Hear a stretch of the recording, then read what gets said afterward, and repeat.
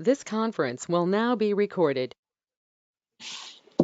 Okay, good evening, everyone. We'll call to order the Stratford Housing Partnership at 5:34 p.m. First order of business is the approval of the minutes of our February 11th, 2021 meeting. Can I have a motion to approve? Laura Hoydick, so moved. Motion by Mayor Hoydick. Is there a second? I'll second. Second by Jen Sheldon. Any corrections, changes, modifications? Hearing none. All in favor say aye. Aye. Aye. Opposed? No. Carries unanimously. Unless there is an objection, I'd actually like to jump over to item 4, update on arrangements for the joint meeting, because I figure once we actually get into discussing the document, it might be a longer conversation. I want to make sure we don't run out of time for that. Is there objection? Hearing No none. objection. Sismina, could you bring us up to speed on the March 11th joint land use meeting? I did put in a plug to my commissioners last night, let them know that we were going to be, their presence was requested. So. Yes, so I reached out to Zoning Commission, ZBA, Planning Commission, and Town Council members. And looks like at least in each board or commission, we'll have 2 or 3 people attending. Okay. From the Town Council, 6 members said they would be attending, it seems. And Margot, who's the Town Council clerk, she said she would handle all communication with respect to the council, just for FOI related reasons. So all she wanted me to do was to prepare one agenda that announces it as a joint meeting of ZBA, zoning, and all other bodies, and then get it stamped and shared with all the bodies. And you know, the staff will upload it on the respective web pages. And there'll be one set of minutes for all the bodies, which will be distributed after they're stamped again. And the meeting will be primarily conducted by the partnership chair, because it's a housing partnership meeting, even though it's a joint meeting. And town council members, you know, will be having the opportunity to actually hear in on the draft housing plan, which they haven't heard before, including others too, actually. So the goal is to present this before the council after the partnership adopts it. So this will be like a preparatory meeting to see what their thoughts are and if we're going in the right direction or not. Okay, that sounds like that should work. Obviously, you'll be completely remote as well. And are we getting the materials to the various boards? I mean, that's going to come up really quick. Glenn? Yeah, I think a couple of things, Chris. I thought, first of all, I will put together a summary PowerPoint to kind of go through the report, just not unlike I did at our earlier meeting, but just to give them an overview of the process we've been through, the data we've collected, the surveys we've done, and the strategies that we are suggesting here. We had told the boards in the fall, the land use boards, that we would come back to them, and this is an opportunity to get their comment. Based on the feedback from the partnership members tonight, I'm planning on updating both the housing strategies report and the executive summary, which I have crafted, which is really, it's a 4-page summary of the housing strategies report. So I didn't fully share that with everybody, so Smitha, you may have, but I think the idea is that once we've agreed on the changes to the housing strategies, whatever goes over the executive summary. During tonight's meeting, I have both queued up so I can share screen and show you what both reports look like as we go through. And you may say, well, send them both reports, just send them the 24-pager, or you know what, let's just send them the 4-pager, and I'm happy to make that happen. Yeah, we were waiting for an agenda to be finalized today before I can start sending all the materials and the draft agenda to all the boards. So based on our discussion tonight, Glenn suggested that we could make the agenda for the meeting on March 11th. And if we're ready, it's quite possible, depending on the extent of the changes, I can have everything ready to go tomorrow. So it could go out and give them almost 2 full weeks. If not, I told Smith I'd certainly have it on Monday. And so it would go out and give them still a good 10 days before the for the meeting. So hopefully they'll have the material. My goal would be that the presentation would be comprehensive but brief, because I think it makes the most sense. We have as much time as possible for discussion and feedback. So that would be my goal overall. I think the meeting reservation was 5:30 to 7. But if we need to take more time, Chris, we'll just follow your lead on that. Okay, I'd like to try to keep it moving. It's probably the best way to put it. People have short attention spans and sometimes multiple commitments. So the more we can do to make sure it's an efficient meeting, the better off we'll be. That's the way I like to do it. Okay. All right. Any other questions on the scheduling of the 11th? I think you guys have it pretty much in hand, and I'll just look to. I'm sure we'll be coordinating as we get closer to that date. Okay. Okay. Yeah. All right. So we can move back to review, refine draft of housing strategies report. I think had a chance to prepare this report again based on discussions we've had within the partnership from the beginning, but also to integrate the results of the survey. We talked about it at a higher level at our last meeting. I think at this point in time, I have a couple of comments that we talked about last time. I think one piece of feedback from the housing partnership last time was that the survey results in the margins, that the survey results for the organizations and the individuals were, the sample sizes were small. We're not quite sure exactly who actually got a chance to do those. So that the survey results in the sidebar will simply be the housing partnership members, members of local boards and commissions, and then the Stratford residents who responded. I think the second major comment that I had from our last meeting was, I think it was Harold who had mentioned that he thought it was important to mention climate change as being influential in implementation of future strategies. I think I had a comment about, might have been from Desmond, in terms of down payment assistance for a deed restriction or something using the housing trust fund, and the possibility of considering density bonus if there was more affordable housing provided in certain developments. So I think I've got those notes on pages, and we can talk about those as we get there. Okay. Any overall questions or comments? Would the partnership like to go through page by page? How would you like to approach this?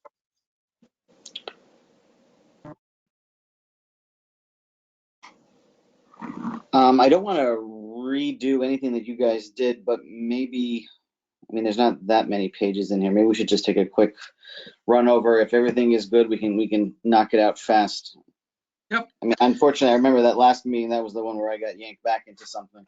So I missed a lot of this stuff, unfortunately. That's okay. Let me, I will walk through, if you will, and tee up sort of pages by pages, and then people can chime up and chime in. Liz has shared some grammatical, grammatical, punctuation, capitalization changes. I've had a chance to look at these. I don't think there's anything in here which is policy oriented or fundamentally changes what we're talking about doing. So I'm just going to go ahead and make those changes because I think it improves the document. Okay. I'm prepared to bring the document up on the screen if you like, or just kind of, would that work well? Yeah.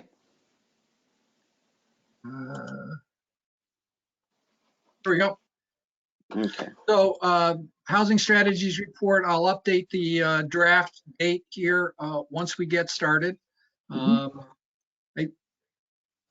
Pages 2 and 3 is just an overview about the charge of the housing partnership, so that people understand why this report is being prepared and the work of the housing partnership, and a quick summary of strategy development, some of the activities we undertook here as part of preparing the plan. A general overview of housing strategies and housing needs. And this goal is an evolution of what's in the plan of conservation and development in terms of housing. So it's a recognition of the charge of the housing partnership, And I think I tried to pick verbs here that were not too dictatorial in terms of the work of the housing partnership, but a way to kind of coalesce local efforts.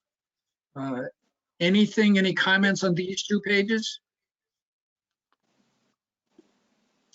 I think the next 2 I think pages, this was pretty straightforward. Thank you, Chris. Mhm. The next 2 pages were sort of for people who may have questions or issues about, why are we addressing housing needs? Why is this issue arisen? What's important for us to consider? And I think I found people appreciate and understand this, what's called Maslow's hierarchy of needs. And it really talks about people and their needs from their most basic levels of food and water and shelter, up to the way that they become, as everybody on the housing partnership is, a contributing member of the community and participating in local boards or commissions. And housing has a role in every step of that process. So if we can help get people to meet their physiological needs, safety needs, et cetera, it helps make a stronger and better community. In case there's any questions related to when is housing considered affordable, I put over here in the sidebar the information for Stratford in terms of the area median income and the 30% threshold. I've summarized the census data. We're in this funny period between the 2010 census being 10 years old. The American Community Survey is based on small sample sizes and a 5-year average, and the 2020 census is right around the corner. So I've tried to use this to summarize trends which are affecting the community and to express some of these issues for people to understand and set the stage for some of the strategies to follow. And I put the blue box here as the reason we're preparing a plan to start to think ahead about people's housing needs, because it takes so long to actually get housing on the ground that we need to think now for what might be happening in 5 or 10 years. Thoughts on these 2 pages?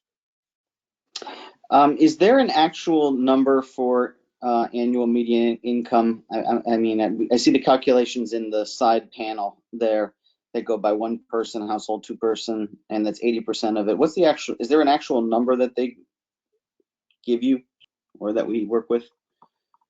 We can. It changes, Chris, on a regular basis. HUD issues new numbers every year. Okay. I can report the single number that's reported for a community like Stratford is based on a family of 4. Mm-hmm. And so that number would be approximately $100,000 would be the median income, because 80% of $100,000 is, as you can see over here, $82,000. 82,000. So okay, so around 100. Okay, yeah, that's. And that the number sense. changes again over time. So it's possible in the next 30 to 60 days that HUD may issue new information. And so I'm actually going to just make a note here to check data. If there has been anything, I think April is their time frame for doing this, but I'll just make a note here to update as necessary. Okay. Yeah, I think just a small table of what the actual median income is would also be helpful. Maybe right in that left-hand blue corner, maybe right above it, just saying, Yeah. Doesn't have to be for all household sizes. Yeah, I think it's always a funny number for people who are a single person household or 2 person, but I think you're right. Let's report what the actual data is, because if people just Google median income for Stratford, they're going to come up with that number and they're not going to understand the nuance. So I think it makes sense to report them both. Okay. Any other Anything questions else from on members? Okay. So pages 6 and 7, I thought it was important for the people to realize we're not starting from scratch, that Stratford has housing strategies and policies today, and they go back to the 2014 POCD and also the 2003 POCD. And many of the things which we're about to recommend in the coming pages actually have their genesis here as well. So really what we're talking about doing is carrying forward with some of the housing policies that we've had before, so there aren't too many things in here which are drastic or new. So again, the blue box here is that housing strategies in this plan are an evolution of strategies which have been in place in Stratford for almost 20 years. Yeah, that's good to see the continuity on that. I was glad to see that, especially having been part of that 2014 group. So nice job. It's Glenn. Yes. Just going back to the previous page, I'm sorry, I was on mute. I think just for me, a little more context of what sort of housing situations people are currently living in. It could be informative. Can you expand on that a little bit, Beth, so I know what to try to incorporate? So perhaps just a few statistics. Very early on, you had some very good statistics on the housing situation. I think you were presenting them, I think, last August. Yep. Percent single family houses, percent in apartments, but give a little more flavor about how the community is transitioning and what the current situation is. Well, let me go ahead and find some data that will help this page. In the sidebar on this page here, it says that that discussion booklet, which was done last summer, is available on the Housing Partnership website. So there's all sorts of information in there about housing cost burden, housing type, et cetera. But to keep this report short. So you know what? Why don't I do this? Why don't I add a picture of the front of that booklet here? And I think in the sidebar. And so that people will realize, and maybe at the final report, we can make that a click link so that people can go right from the report, right to that data and go through it to their heart's content. Okay, I'll defer to the rest of the committee on this, on whether they want, I mean, that sounds like a good idea, but whether they want any key statistics from that brought in here. I'm going to try to do both, Beth. Oh, okay, thank you very much. You're welcome. I don't have a lot of space on this page, but I'll find a couple of things that I think help expand the language. Okay.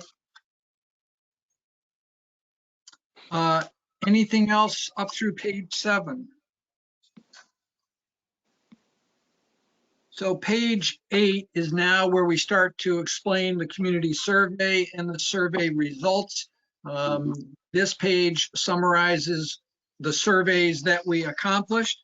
I think we're going to mention the local nonprofit organization and the people that they shared the survey with, but probably in the sidebar. And what we're going to focus on here is the surveys that were most meaningful for us were residents in town, members of boards and commissions, and also the members of the housing partnership. I thought it was interesting to show the information on housing choices, the diversity of places that people have lived in before, the fact that the vast majority of people today in Stratford live in a single family house, but also there is some diversity in where people might want to live in the future. So having some housing diversity, I think, is something that people are either subconsciously or otherwise indicating they may have some interest in. We also asked the survey of, do you think Stratford has too little, too much, or just about right? And there's quite a diversity of responses in here, but I think if we start thinking about where people are likely to say too little or too much, this might be an indication of some areas where people might be receptive to alternative housing types in the future. I wouldn't suggest that this, we're going to make a decision on 21 versus 31%, but I think the fact that the numbers are higher might suggest here in these situations that people are not enamored with, taller buildings, for example, compared to shorter buildings. That I guess people enjoy their dormitory, fraternity, and sorority experiences, but we're probably not going to be doing much of that, Stratford. I think at some point, whether it's for the meeting in March or afterwards, we'll actually have some pictures in here, which will help people understand that when we say to 3 to 4 story, it looks like this. When we say 5 or more stories, it looks like that. And now people again will sort of understand what that means. Any thoughts or questions on these 2 pages? If I may, on page 8, I think you should be clear that respondents could have selected more than one category. I think I did right here, Beth. Is it? So, I'm sorry, that, maybe. Yeah. Oh, multiple responses allowed. I'm sorry. That's okay. Okay, I'm So sorry. Yeah, and that's, I was looking at it quickly. Yep. no worries. Anything else on pages 8 and 9? Pages 10 and 11, I thought this survey question was, I kind of threw in. I didn't expect that the results would be, I thought, as useful and informative as they turned out to be. So the question to people was, if you are going to be looking at housing today, what factors are important to you? And what turned out was kind of consistent across the different surveys we did. Interestingly, crime, condition, real estate taxes, and price affordability were strong across the board. And then also curb appeal, town amenity services, noise levels. These were things that people said, this is what we would want. And interestingly, taxes and price affordability, fiscal factors ended up being higher up on the list, or high up on the list. And so that's an indication that people recognize that housing affordability is an issue and is important to people, as are some of these other factors. And so I don't think it drives the survey strategies, but I think it's also informative. And this is, again, a way that the survey results can actually be useful and helpful in the future for people who want to dive into this data a little bit more. And that's, again, here what's said here at the bottom of the page. These were the surveys of the different groups, and you can see that these are the issues which scored highly across all groups.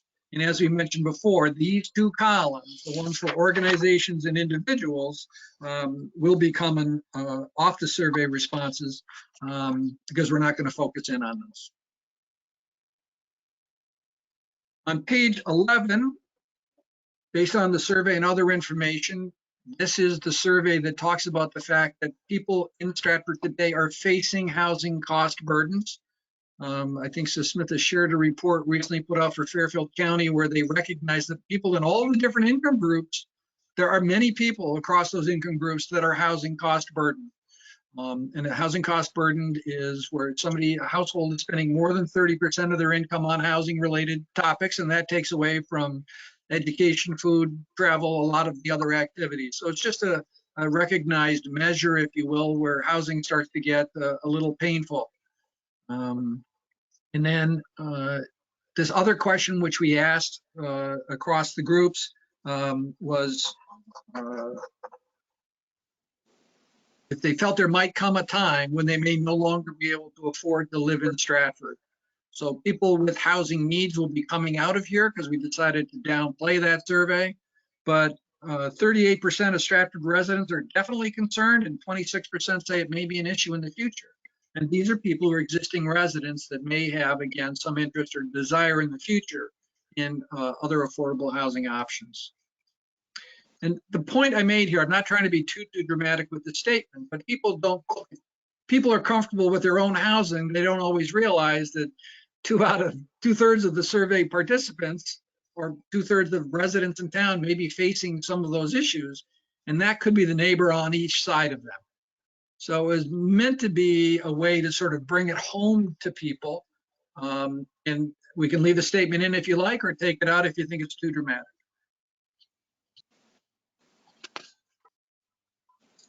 And then over here on the side, we're setting up the surveys. Can I react to that, please? Yes, please. There was this jump being made from people spending more than 30% on housing to affordability without knowing what the cost of the housing is, because we didn't collect that information. I mean, certainly some people are housing cost burdened, but it's that jump I'm a little uncomfortable with without having clear data on that. Beth, I think in booklet number 2, the one we did back in July and August, there's quite a bit of data that looks at housing cost burden by age, by income. And I think the connection's pretty clear there. But hold that thought in the sense that maybe we roll with this through to March 11. you get a chance to look at that data, and then we can reevaluate it when we get together after that meeting and add more data in here if we need to, or maybe even try to add data from those tables, or add another Yeah, click. because, I mean, just in terms of presentation, this statement wouldn't belong here in terms of the survey results. You're just presenting results. This is a I got you. conclusion statement, and that's where you could supplement this data or the inferences that you make from the survey data with the other demographic data, and then come up with this conclusion. But this wouldn't belong here. I agree, Beth. Thank you. I think that first part of the sentence needs to just come out. And then you can start with the 2/3 of the survey participants are concerned. That's fine. So are you talking in the box, Laura, Yep. or the paragraph above? When it's may already be, that's conjecture to me. Yep. I agree. If reporting the facts, then you can start with the next after the and. That's a fact based on your survey data. Great. Yeah, so I think I need to, okay, I'll either take it out or I need to source it better, because I think booklet number 2, yeah, thank you.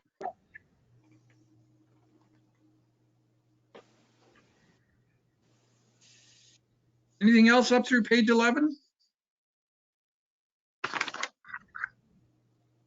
So this is now where we're starting to get into the strategies here.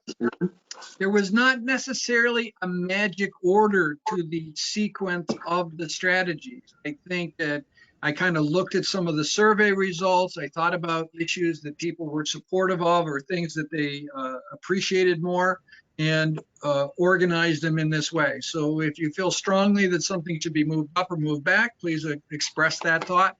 I don't think there's any magic to exactly how these are put together. The terms which are highlighted here in yellow were areas where I wanted to make sure I picked the verb that the members of the partnership felt was appropriate. So there are times we may want to be strong and directive and challenging. And there's other times that the issue maybe should be softened a little bit. I think in putting this together, I softened across the board because of some of the discussions we've had. And so, for example, support the housing authority is something that I think I haven't heard anybody say we're not interested in doing that. And then consider modifying the zoning regulations to allow more density height for housing authority redevelopment projects is something we're going to have to think about and talk about a little bit. And so that's why it says consider modifying. I think my goal for the meeting for March 11th was all of this yellow is going to disappear and we're going to roll with it. So as we go through it today, if you see something in yellow, you think that's fine, I'm okay with that. I guess you don't have to say anything. If you think it should be stronger or weaker, just let's talk about that so that the tone reflects what the members of the partnership feel. Anything on the strategies on these 2 pages? Glenn, a quick question. Well, a comment then a question. I'm good with leaving the consider language in here because we have not had a chance to fully investigate the ramifications of doing a lot of these things. It's not. I mean, if we had 5 years and we were working on this full time, we'd be able to explore it and then report on it definitively. But it's going to take more investigation, more research, and consideration by the zoning commission. One question I have, maybe you can opine on this one, is would we actually be able to modify regulations for the housing authority that would not be available to anybody else? So would you actually be able to create a draft regulation that said the maximum height for any residential development shall be, let's just say, 3 stories in town. However, if it's governed by the Stratford Housing Authority, you can go up to 5.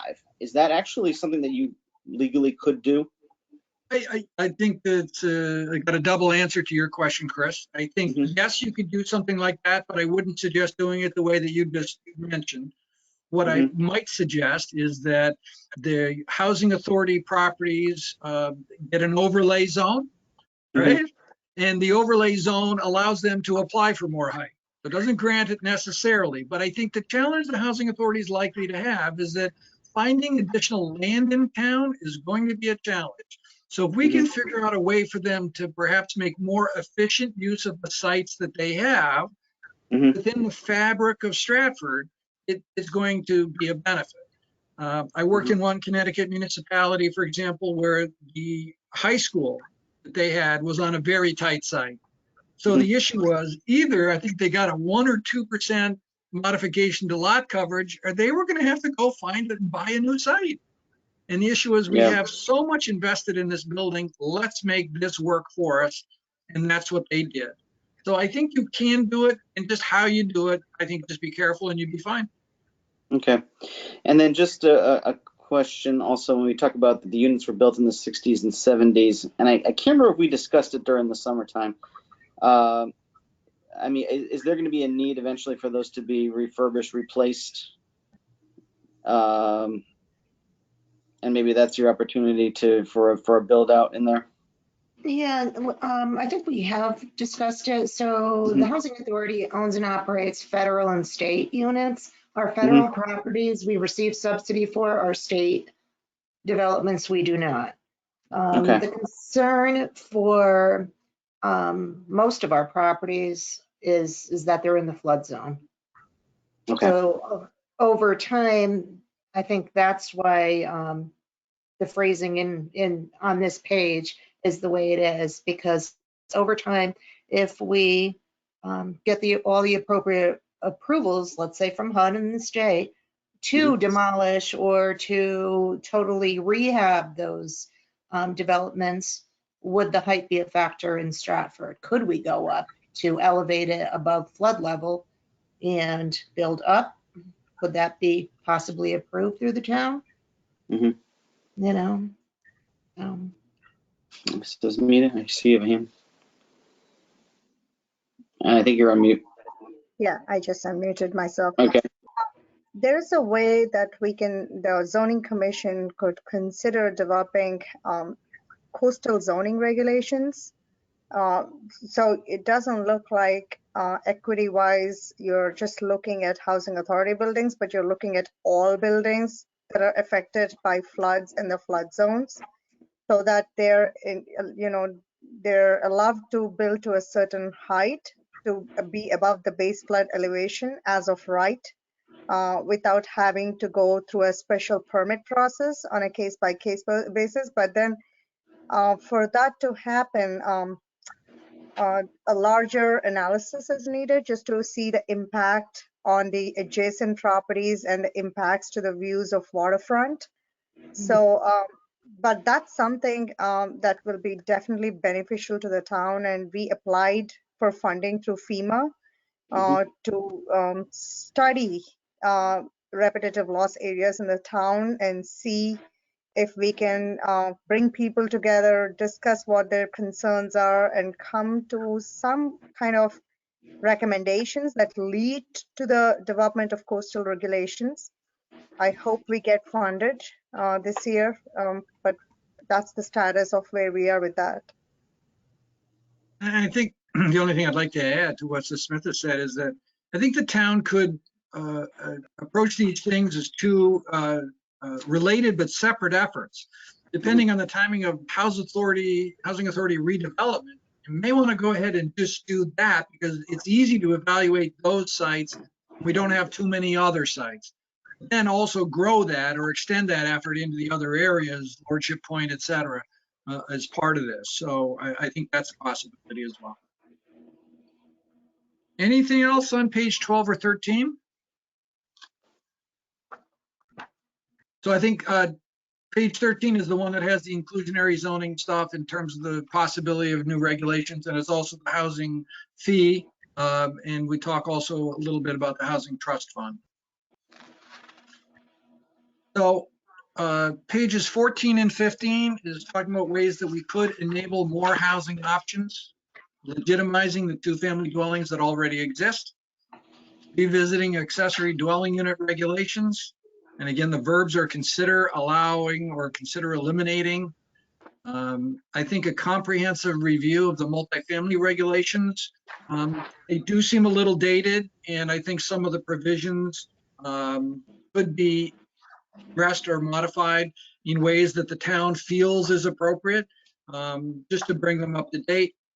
I think guiding multifamily locations. Right now, there's some provisions in the regulations that identify areas where multifamily is permitted, but there was a clear indication in the survey results that people were less comfortable with the concept of multifamily townwide. They didn't think that that was a good idea. They were more understanding when the question was asked about Route 1 and other commercial areas.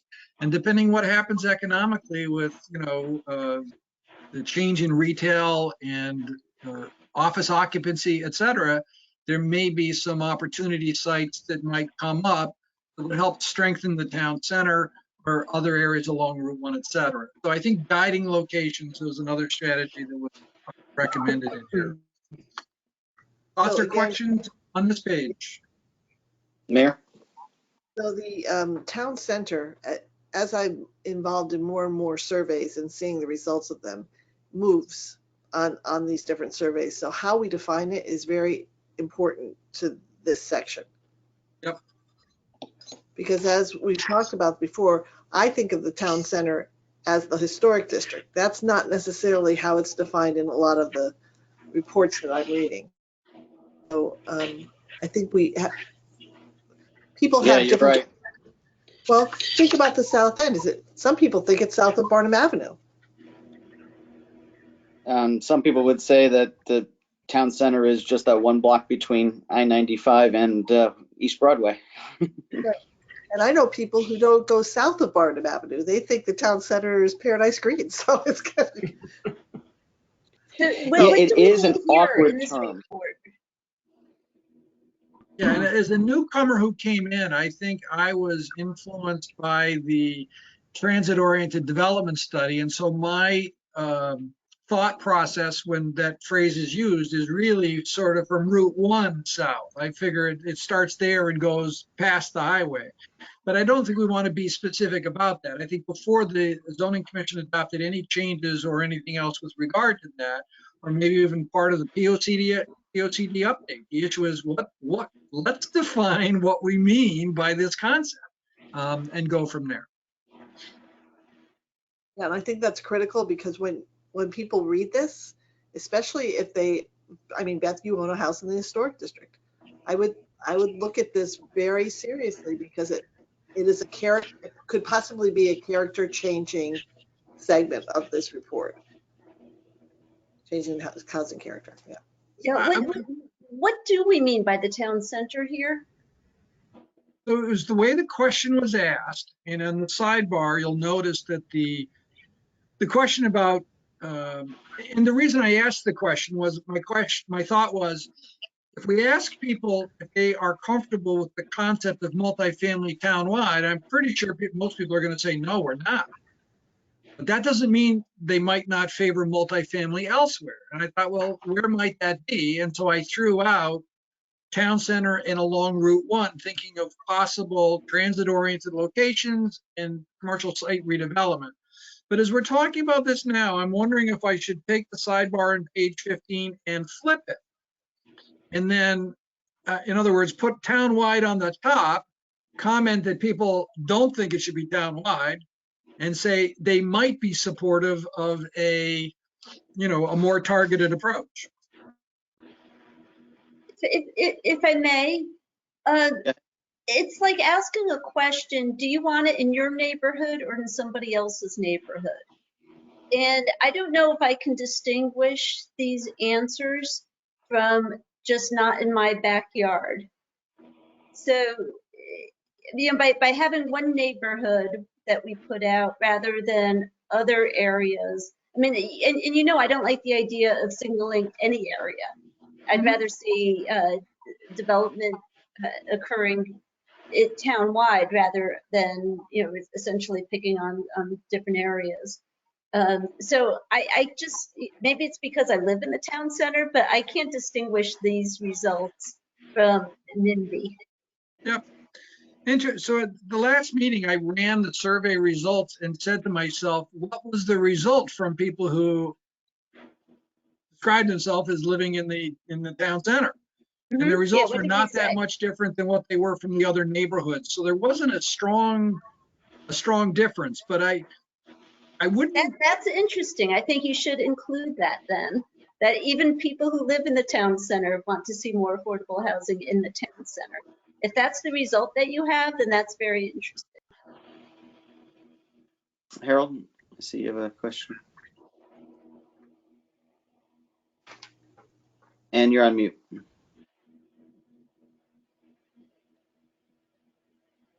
You're on mute, Harold. Not yet. No.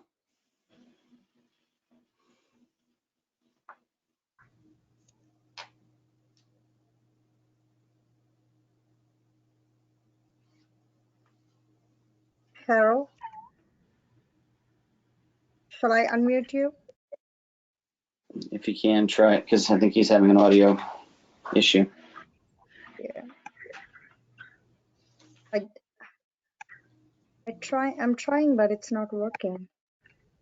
Oh, well, did you give me, hang on. Do I need to do it, Smitha? Because you gave me power. Maybe, yes. Would you be able to do it? Harold's just slightly off my screen, so hang on, figure out how I can. Use the participant pane up on top. I think that's how you can use it. Yeah, everything's hidden on my screen, Chris, because I get, oh, there we go.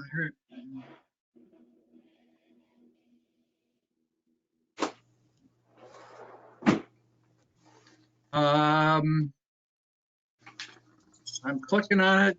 It's giving me a drop down, but it doesn't say unmute. So I can make Harold a presenter. That might be one way to do it. Maybe I'll stop sharing the screen for 1 minute. Yeah, go ahead. Try that. I'll make myself presenter and then do it. I'm the organizer still. Okay. And I wondered why Harold was so quiet at this meeting. I think he can hear us, so be careful. Oh, no, I know. Harold, from our end, you're not on mute. Your computer, you have to, look at your audio settings and make sure that you take it off, because I see under the settings here, you're not on mute under this, from our end.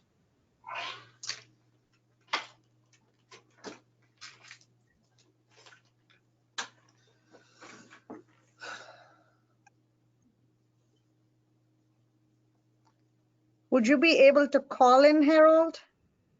Or type in the chat box. Simultaneously? Harold, Maybe- what if you take out the earbuds? Remember that affected one of the meetings when you didn't use that. Unplug them from your computer as well. Unplug the cord.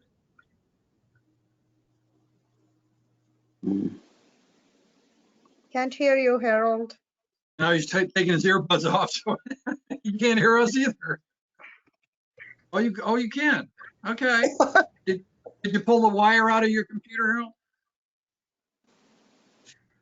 I just sent you a message on chat. You can type your question here if you would like. Elaine, Harold, do you if have you a phone nearby? Can you call? Yeah, could you put the call-in details in the chat window, Aileen, if you have them with you? I don't have them here with me.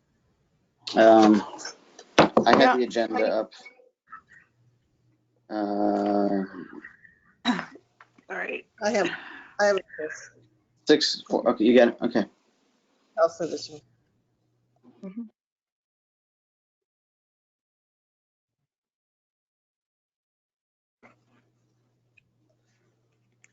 Okay. No chat window. Okay. Harold, we typed in the dial-in number and access code in the. Okay, I can let you know the dial-in number. It is 641-646. 749-3122. Do you want to show us the number? So you got it right? Okay, audio problems. Harold, do you want to log off and come back in? Okay. Thank you. Glenn, I can still make you the presenter.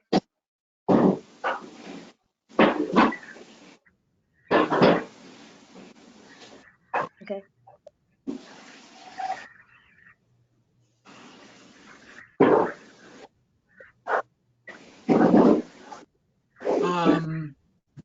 You want to pause until Harold gets back on, or?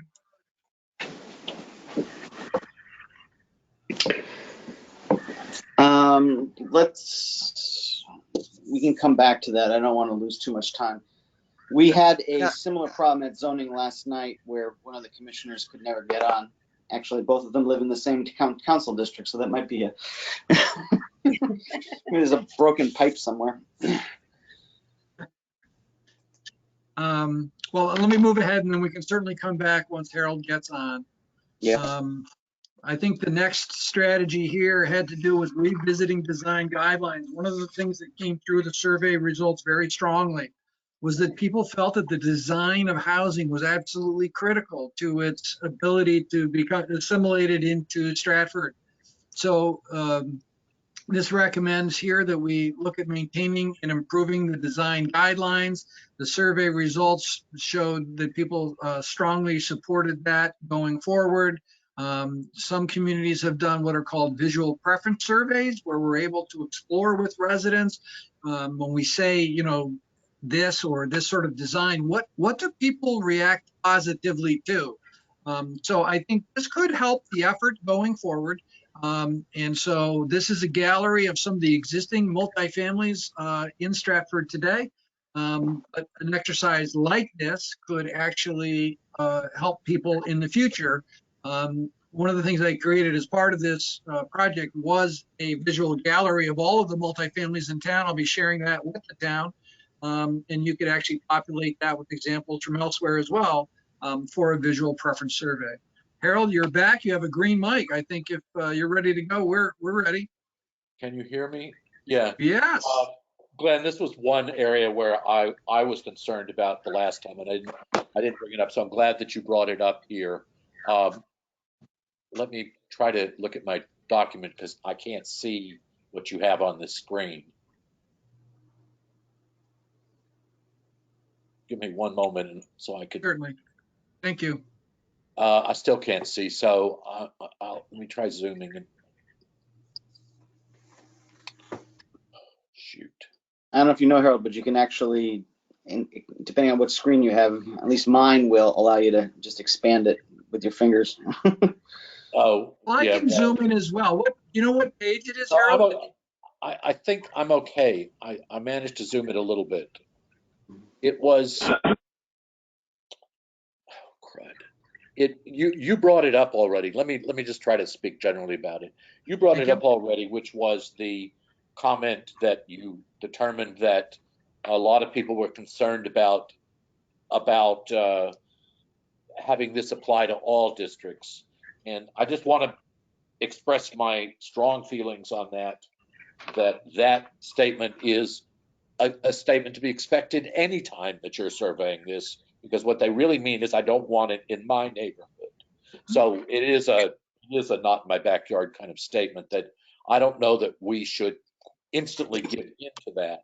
The other comment I'd like to make is that the Todd actually goes above Route 1, above Barnum, and it goes up beyond, I believe, Longbrook Avenue. So we are already heading our way up to Paradise Green. I know because we've been looking at future projects that keep coming up that are inching more and more and more. So when we talk about town center, when we were doing complete streets, the comments were that town center, to a lot of people's mind, runs from Paradise to Stratford Avenue. Yeah, Hart's Corner, basically, yeah. That's in general the way, it is, at least in terms of Stratford planning, when we think about the future, we're looking at that as an avenue of both commercial and eventually multi-residential housing of some kind.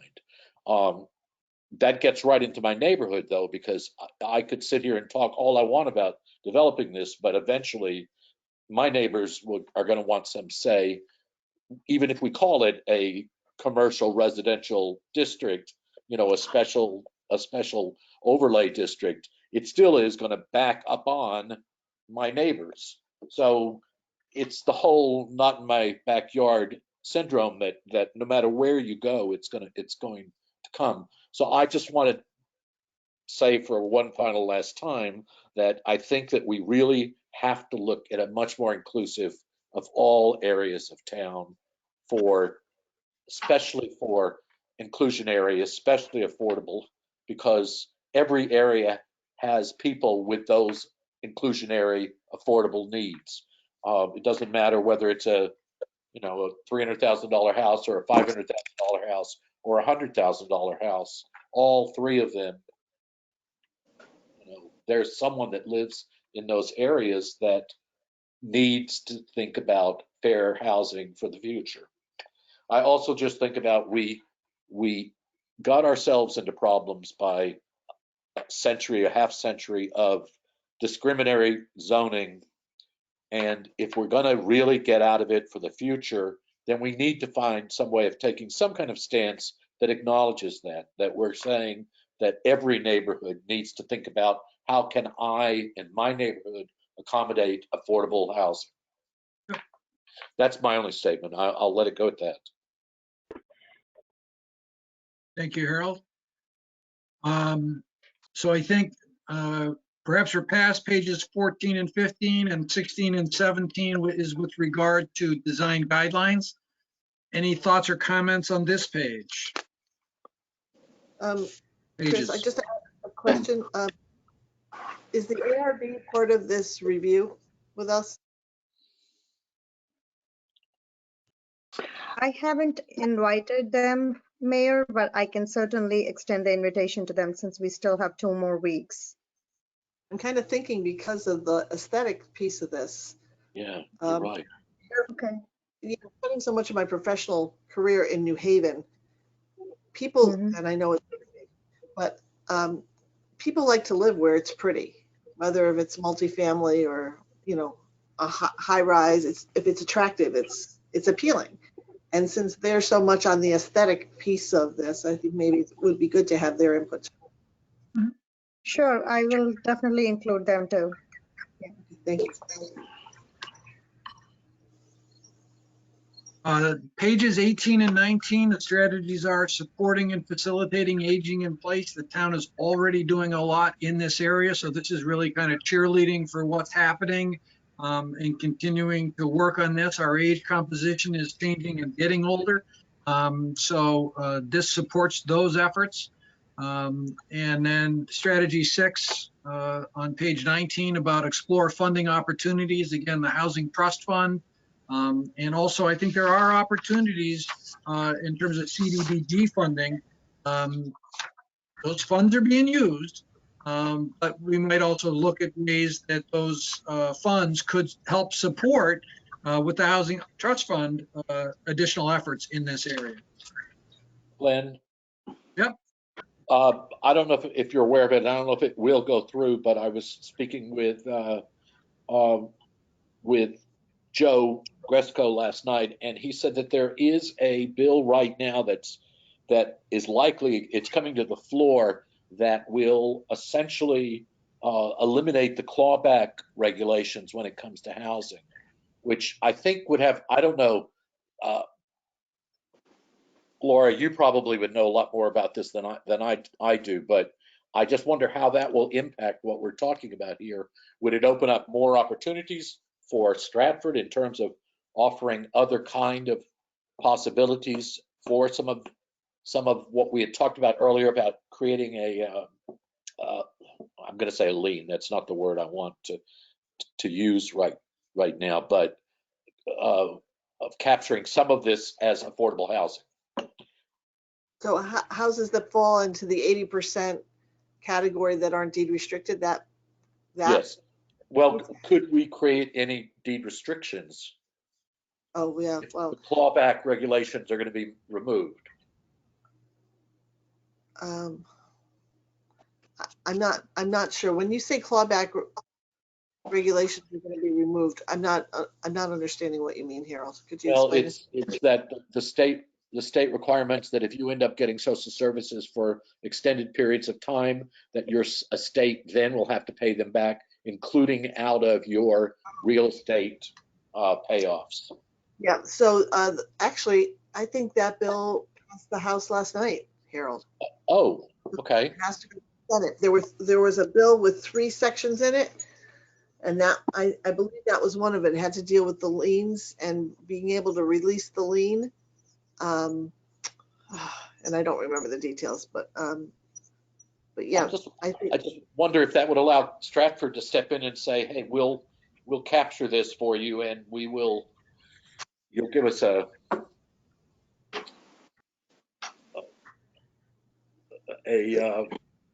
I don't know.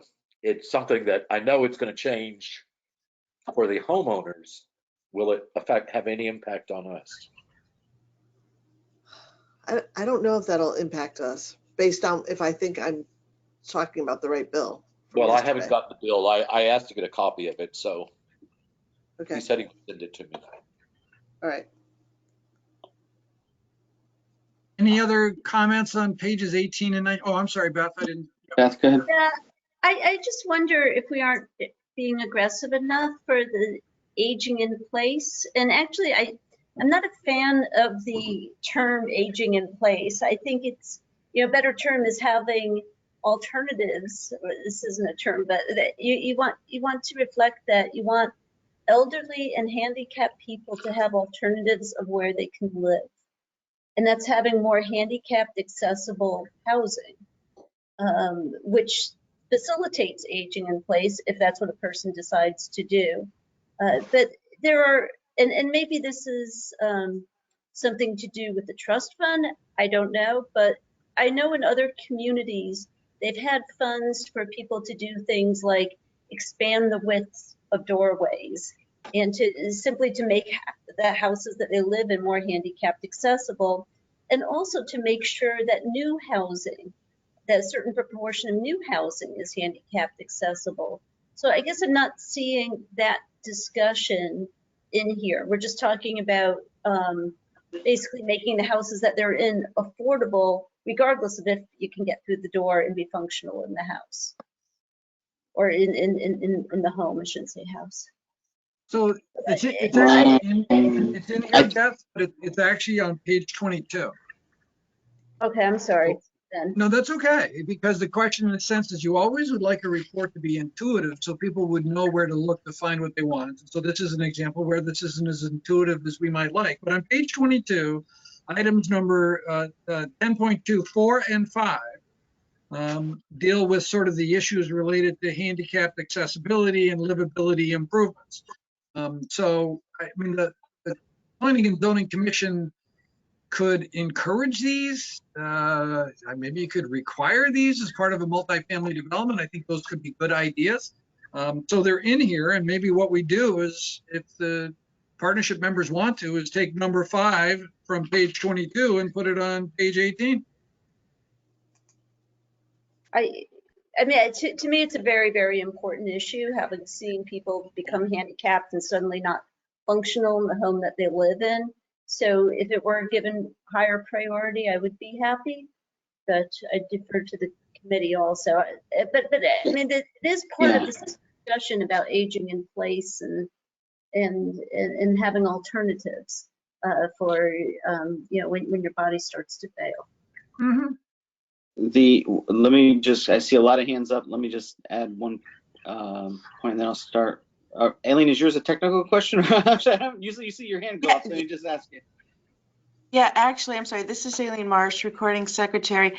Chris, on this conference, you have a caller 1 who we need to identify. I'm thinking it might be Christopher Blake. Caller And if he's on the one, phone, he can might. you identify yourself? The members, the people present I have on here are myself, Susmita, Glenn, Eileen, Beth, Bill O'Brien, Desmond, Elizabeth, Harold, Jennifer, and Laura Hoydick. If you're not on that list, can you identify yourself? Greg Can's listening in, town council. Okay. Thank you, Greg. Thank you, Greg. Greg. Thank you, Okay. Chris. You got that, Eileen? Okay, cool. While I just had the floor real briefly, just words of caution, at least in my mind, aging in place is somewhat of a term of art that really, at least in my mind, refers to people residing in their own homes as opposed to going into elder care facilities, convalescent, assisted living, whatever you want to call it, but staying within their own house. That's my understanding of the term, whereas the preparedness for senior housing, as far as the development standards, as far as width of houses and so on, I think might be covered under something. I don't know what the term for that is, but I think it's a different concept altogether with that. And Harold. It's called universal design. Thank you. I knew there was a name for it. I couldn't think of what it was. Childhood through your final years. And you'll find there's a lot of it that's being done on the West Coast. Oregon has a lot of it. And also, this is another instance where AARP has a lot of data on this, if anybody would ever want to look to see what AARP says about it, because they believe that it shouldn't just be your senior years, that our architecture in general should be built to accommodate anybody's needs, that we shouldn't have 28-inch doors ever again. They should always be 32 to 34 inches. You know, there are a lot of things that we could ask builders to do in all of our new housing, so that any of our new housing, whether it's senior or not, would always be aging ready. And that reminds me why this ended up on page 22, because I do remember us having that conversation before in terms of universal accessibility. It didn't just apply to elderly people. It was better housing for everybody. Right. So it ended up, unfortunately, further to the back.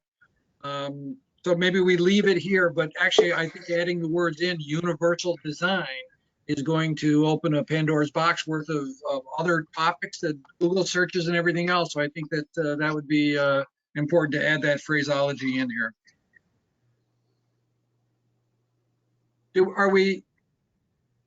Is aging in place a term we want to use? This was really meant to kind of coalesce the tax relief, the social services, the support network that helps people age in place. So it's a housing related strategy in a couple of different areas, but is aging in place too specific and I should try to find wordings to back out on that? Is that the sense? You know, I have a call and I have to discuss something actually with Senator Kelly, and that's his really area of expertise. Let me ask him about the phraseology of that, because I never really thought of it as the referring to more economic. It was more health related than anything else. But I can ask him how it's used in the industry, if you will. I think let's hear what you would actually state it to facilitate universal design for aging in place and disability, and then you have everything there. But it's also more than that, Harold, because it is tax relief and social services, which are not specifically the housing unit. There's a bunch of stuff. So if the committee will allow me, let's hear back what Chris learns, and then I recognize the sensitivity on this, and I'll try to find wording that works well. Anything else on pages 18 and 19? So the next page is about the housing toolbox. This is extending the affordability period. If we are managing to create affordable units, but they go offline at the end of 40 years, we're just falling back on providing for it. So a number of communities are extending the period. And also other communities are also looking at a standard housing affordability plan. And tucked down here at the bottom, this concept, which is in the Housing Partnership Charge, about looking at the possibility of identifying sites for affordable housing, and some of the sites which could be possibilities are listed here in the sidebar. things like El Agrasso Center, other surplus state facilities, retired, town school buildings, or any other surplus town facilities that may come along as areas that we might be able to look at opportunities for housing choices and options. And the Stony Brook area is mentioned here as well. On page 21, we have the recommendation to look at ways to obtain an exemption or a moratoria. This actually involves the production of units to get more, points for a moratorium or get enough for an exemption. With a community of 20,000 housing units, that's a more challenging issue, if you will. But it's something for us to work towards in terms of a moratorium. And then at the bottom of the page, continuing to collaborate and educate and work with other agencies and organizations to address housing related issues. Questions or comments on page 20 or 21? It's a more general comment, if I may. It's that I read that the state legislature was considering legislation to count naturally occurring affordable housing as affordable housing? And Yes. yes. Beth, Go ahead, Jim. I spoke with Joe and Phil about that last 2 nights ago, and they don't think the bill is going to go anywhere, but there is a current bill that would allow that to happen. They just think there's going to be too many places that are going to fight against it. But that is what the bill is currently trying to do. I've heard the same thing that Harold just mentioned, that yes, there's a bill, but it doesn't have legs, as they say. And so there are other housing related bills coming along that section, and that one may get dropped as a result of the others. So we'll have to wait and see what happens. Anything else on 20 or 21? Pages 22 and 23 are considering other strategies. This is a place where there could be some longer term issues or some issues that we've discussed, but didn't necessarily get great traction on. But the idea these would be things that the town could work from in the future if circumstances change. So converting existing units to affordable units, if that's possible, additional zoning changes. And again, this includes the things such as the livability improvements. Enabling reuse of existing buildings or sites. There might be places where the existing building could be converted for different types of housing. And there's a section in the zoning regulations today which allows residential mixed-use development up to 7 units as a special case in the CA district, and that might be used elsewhere as well.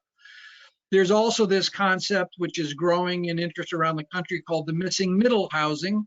And these are smaller scale multifamily projects. They might only have 3 or 4 units in them, but they might look like a large house, but they might fall into this category. The criticism sometimes of zoning is either we get single family houses here, or we get large multifamily developments of dozens or scores or hundreds of units here.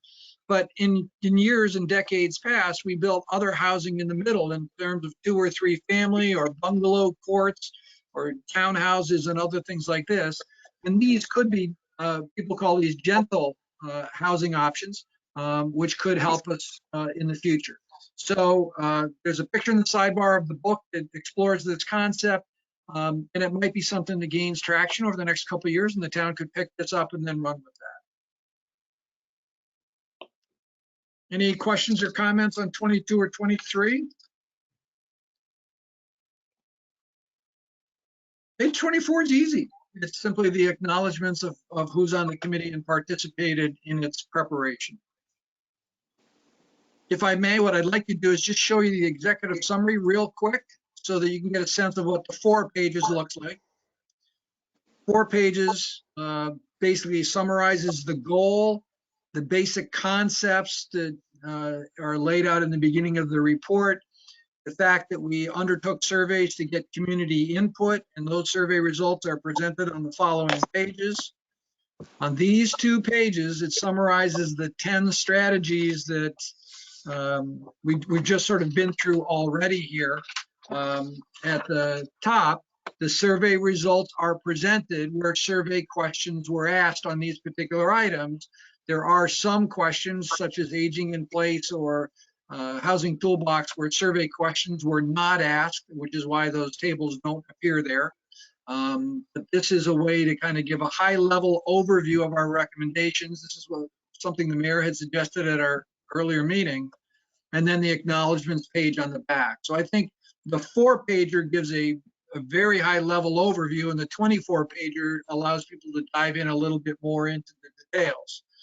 Would the partnership like to send one or the other or both reports to the participants for the March 11th meeting?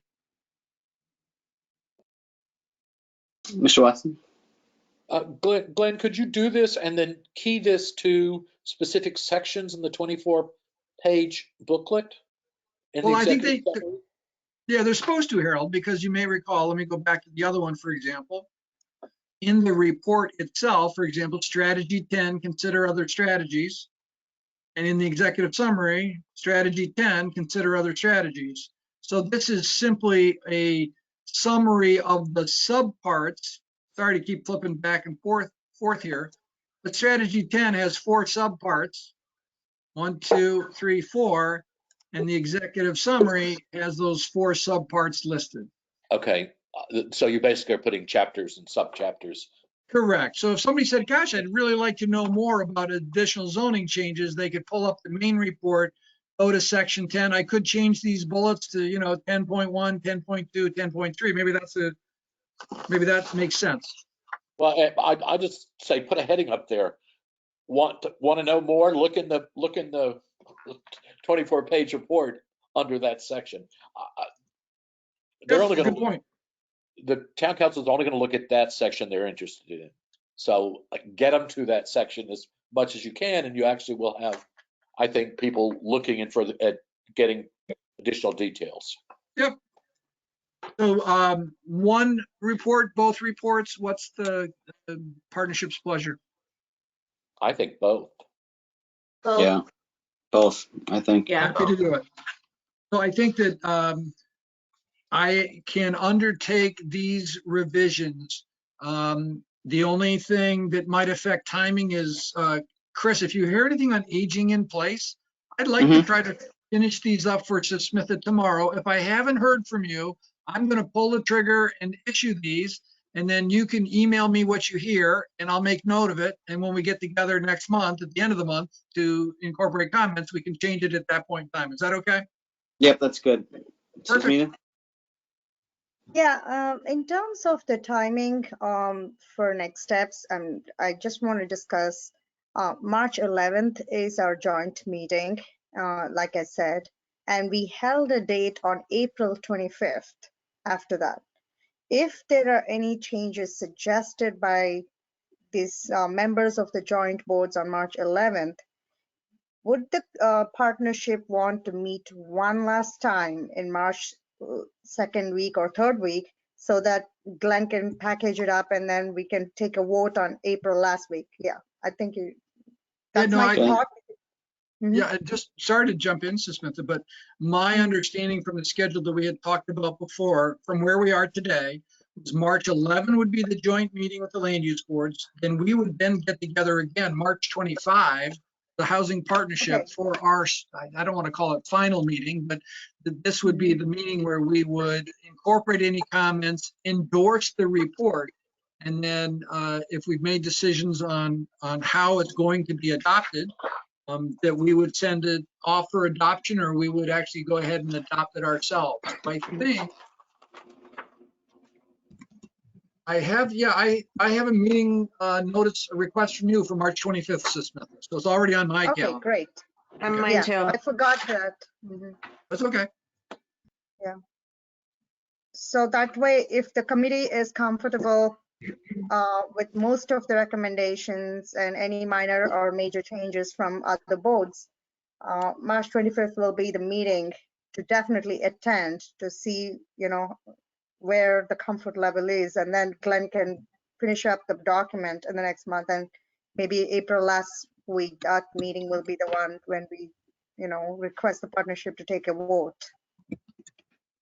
Yeah, or, okay, well, let's see what happens depending on the nature of the changes. Okay. I've had situations, for example, on POCDs and other documents where the changes perhaps are not terribly extensive, and the commission or the committee might vote to endorse with the changes discussed. So we could wrap it then. We don't necessarily have to get back 2 or 4 weeks later. I think our original thought process had been that if the housing partnership was going to be the adopting entity, then we would do this on March 25th to get the document. The statutes require a 30-day notice for the public hearing, so we would set the partnership's public hearing on adoption for April 25th. We've recently received information from the state that suggests that they're not quite sure if the housing partnership's the adopting entity or it should be, quote, the town, which should be the council. So I think we're going to be getting an answer on that and be able to report something back to the partnership and others by March 11th, I would think, and have a definitive answer then for the 25th of March, which way we're going to need to go. I have nothing else, Chris. I know what I need to do. Okay. Are we clear on that point before I recognize someone else? Is that satisfactory, Susmita? Yeah, it is satisfactory. I hear a little you know, hesitation in your voice. No, it didn't sound very satisfactory to me. Yeah. here's what I think Mhm. in terms of the effort that this partnership has put in. You have Mhm. all put in a lot of hours and time into this report. And my wishful thinking is to get it done at Mhm. the least by June, so that, we don't get into that zone where people go out on summer vacations, we can't catch anybody. And then the later part of the year will be like election time, new council Right. members and everybody. And then it will be like training everyone back again. So I feel like even if I needed to put some more effort at my end, Glenn has really worked with us. He extended his limits and I'm very thankful to him. But if there's something that I can do as a staff member to push this forward, please let me know and I will try to build that along so that we can just get it done. Yeah, I agree. I'd like to get this resolved quickly as possible. Agreed. Yeah, I don't want to see this go dormant for another 6 months and then you come back and then now we have to restart with all the meetings to train everybody again. Yep. Harold, you had a question? Just one final comment. We talked about the design architectural standards committee commenting on this. I don't know if there's any way we could get them to state their willingness to develop guidelines for us or to extend existing housing guidelines to this project. Some way that we could, because eventually when we do any kind of a public meeting, visuals are going to be what will be some of the biggest questions. How is it going to impact my visual persona? Do you know what I mean? If we had any kind of tag that's something that we've considered in the midst of all of this, that's when it becomes very real for the average citizen.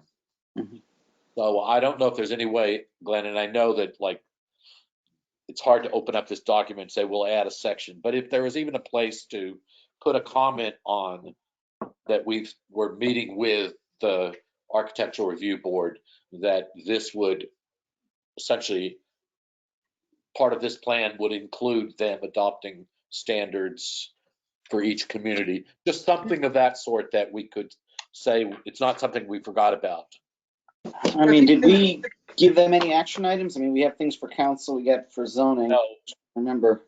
No, that's a good point, Chris. I think right now pages 16 and 17 are revisiting design guidelines.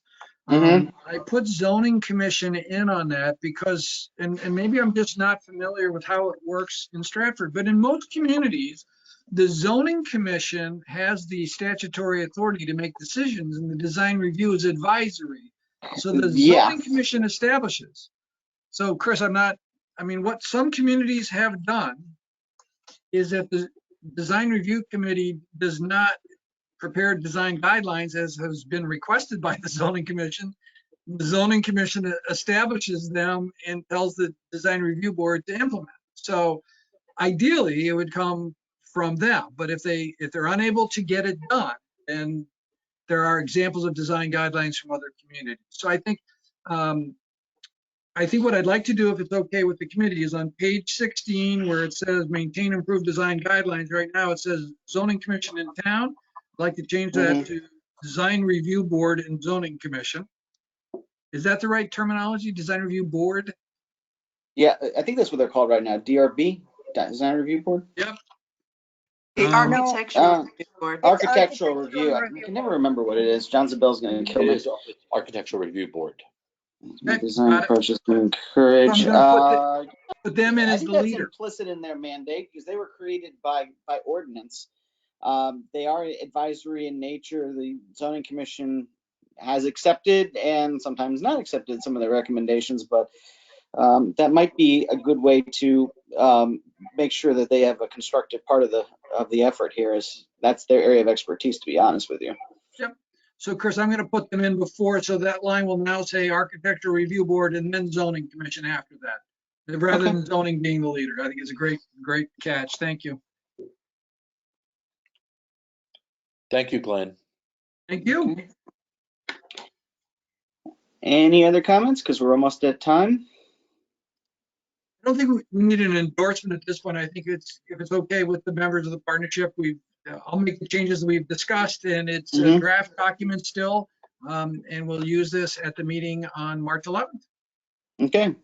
Perfect. So we'll see everyone there. So let's take a motion to adjourn if there's no further business before the partnership by Mr. Watson, second by Jennifer Sheldon. All in favor, say aye. Aye. Opposed, no. Carries unanimously. We're adjourned at 6:56. Have a good evening, everybody. Thank you for your time. Thanks, everybody. Good night, everyone. Bye. Aileen, you still owe me an invoice. Yeah, I do. Okay. Thank you. Just don't forget.